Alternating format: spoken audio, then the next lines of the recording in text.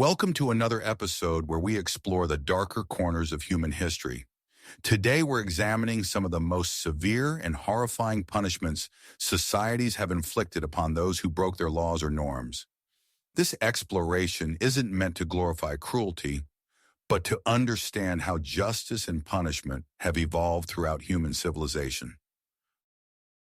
Ancient Mesopotamia and the Code of Hammurabi. One of the earliest recorded legal systems was the Code of Hammurabi from ancient Babylon, around 1754 BCE. The code is famous for its principle of an eye for an eye, but the reality was often much harsher. For example, if a builder constructed a house that collapsed and killed the owner, the builder would be put to death. If the collapse killed the owner's son, then the builder's son would be executed instead. Justice was direct, immediate, and often generational. The Mesopotamians also practiced punishment by ordeal, where the accused would be thrown into the river. If they survived, they were innocent. If they drowned, they were guilty. This cruel logic meant many innocent people met their fate simply because they couldn't swim. Ancient Chinese punishments. Imperial China developed elaborate methods of punishment, with perhaps the most infamous being lingxi, or death by 1,000 cuts. This method, used until the early 20th century, involved slowly cutting pieces from the victim's body over an extended period. The process could last for hours or even days, with the goal being to prolong suffering while keeping the victim alive. Another dreaded punishment was the 9 familial exterminations, where not only would the offender be executed, but so would their family members across 9 degrees of kinship. This punishment was reserved for the most serious crimes like treason, effectively erasing entire family lines from existence. Roman crucifixion. The Romans perfected crucifixion as both punishment and deterrent. Reserved primarily for non-citizens, pirates, and rebels, crucifixion was designed to be as public and prolonged as possible.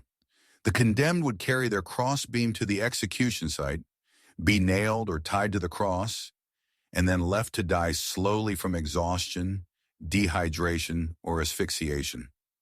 Death could take days, and the bodies were often left displayed as warnings. Before crucifixion, victims were typically scourged with a flagrum, a whip with multiple leather strands embedded with metal and bone fragments, tearing flesh from their bodies. This practice was so severe that some victims died during this preliminary punishment. Medieval European tortures. The medieval period introduced a horrifying array of punishment methods. Breaking on the wheel involved tying the condemned to a large wooden wheel, then using an iron hammer to break their limbs between the gaps. After breaking all limbs, the victim would be threaded through the wheel's spokes and displayed publicly until death. Another notorious method was drawing and quartering, reserved for those convicted of high treason. The condemned would be dragged by horse to the execution site, hanged until nearly dead, disemboweled while still alive, beheaded, cut into 4 quarters, each part displayed publicly in different locations. The Iron Maiden of Nuremberg, though possibly exaggerated in later accounts, represented a spiked coffin where victims were enclosed, with strategically placed spikes designed to pierce non-vital organs, ensuring a slow death. The rat torture.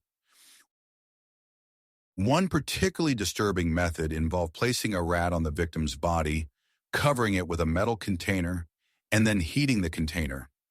As the rat sought escape from the heat, it would burrow into the victim's body, causing excruciating pain and eventually death. The brazen bull. Invented by Piraeus of Athens for the tyrant Phalaris, the brazen bull was a hollow brass statue of a bull with a fire lit beneath it. The condemned would be placed inside, and as the metal heated, they would slowly roast to death. The device included acoustic tubes that converted the victim's screams into sounds resembling a bull's bellows, providing entertainment for onlookers. Ironically, Perillos himself became the first victim when Phalaris ordered him to demonstrate his invention. Ottoman impailment. The Ottoman Empire, particularly under Vlad the Impaler, who inspired the Dracula legend, used impalement extensively. A sharpened stake would be inserted through the body, often through the rectum or vagina, and then erected vertically. The victim, suspended on the stake, could survive for days as gravity slowly pulled them down further onto the pole. Vlad was known to have impaled thousands at once, creating forests of dying victims that terrified his enemies. The breaking wheel in early modern Europe. Used throughout Europe until the 18th century, the breaking wheel involved tying the condemned to a large wooden wheel. The executioner would use an iron hammer or bar to break the victim's limbs between the gaps in the wheel. After breaking all limbs, the victim would be threaded through the wheel's spokes and displayed publicly, sometimes elevated on a pole. Death could take days with birds pecking at the exposed flesh. Psychological punishments. Not all severe punishments were physically torturous. Some societies developed sophisticated psychological punishments.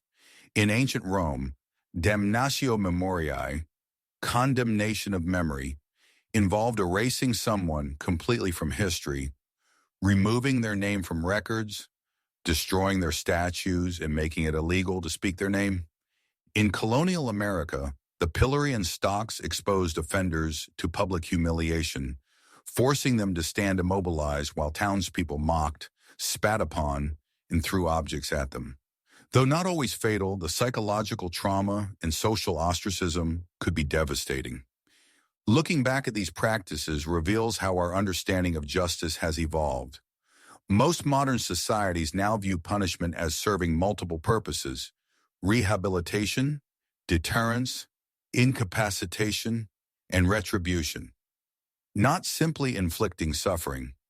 The concept of cruel and unusual punishment is now prohibited in many constitutions worldwide, reflecting our evolving understanding of human rights and dignity. Yet debates continue about practices like solitary confinement, which some argue constitutes psychological torture. These historical practices serve as reminders of humanity's capacity for both cruelty and progress. By studying them, we gain perspective on our own justice systems and the ethical principles that guide them today. What do you think? Have we truly progressed, or have we simply changed the form that punishment takes?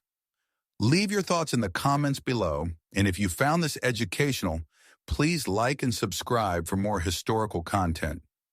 Thank you for watching, and remember, those who don't learn from history are doomed to repeat it.